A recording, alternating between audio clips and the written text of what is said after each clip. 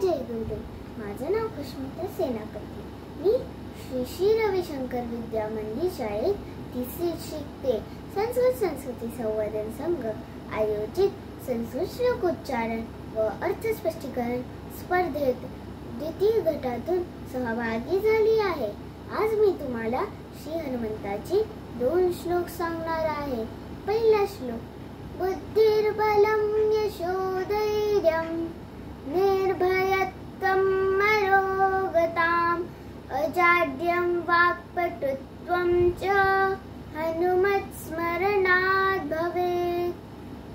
अर्थात श्री हनुमानजीच्या केवळ स्मरणाने आपणास बुद्धी, शक्ती, यश आणि धैर्यतेचा लाभ होतो.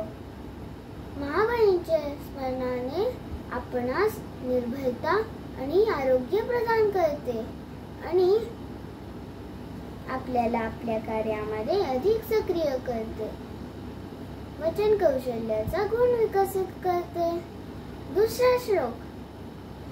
मनोजवं मारुततुल्य वेगं जितेंद्रियं बुद्धिमतां वरिष्ठं वातात्मजं वानरयूथमुख्यं श्रीरामदूतं शरणं प्रपद्ये. अर्थात ज्यांची गती मनासारखी आहे, ज्यांचा वेग वाऱ्यासारखा आहे, ज्यांनी आपल्या इंद्रियांवर विजय मिळवला आहे, जे बुद्धिवानांमध्ये सर्वात श्रेष्ठ आहे, असे हे पवनपुत्र वानरांचे टोळी प्रमुख श्रीरामाचे दूत. मी हनुमंतांना शरण जाते, त्यांनी मला आपला आश्रय द्यावा. मित्रांनो, आपले 5 इंद्रिय आहेत. डोळे, कान, नाक, जीभ व त्वचा ही सतत सुख मिळवण्यासाठी लालयित असतात. जसे आपले डोळे टीव्ही मोबाईल बघण्यासाठी आणि आपले जीभ चॉकलेट आईस्क्रीम खाण्यासाठी. पण जर आपण या सुखांपाठी पळत राहिलो तर आपलं आरोग्य आणि वेळही बिघडेल आणि आपण विद्या व्यवस्थित संपादन करू शकणार नाही.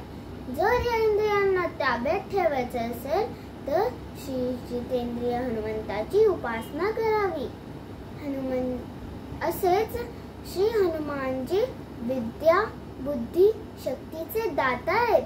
जर आपल्याला क्रीडा क्षेत्रात पुढे जायचं असेल तर आपल्याला वेग व शक्ती हवी, जी हनुमंतापाशी आहे. वचन कौशल्याच्या गुणामुळे आपण सर्वांची मने व स्पर्धा जिंकू शकतो, जी हनुमंताच्या कृपाने मिळते. असेच हनुमंताच्या उपासना आपला सर्वांगीण विकास करते आणि आपल्याला यश मिळवून देते. मग बोला माझ्या बरोबर, जय हनुमान. धन्यवाद.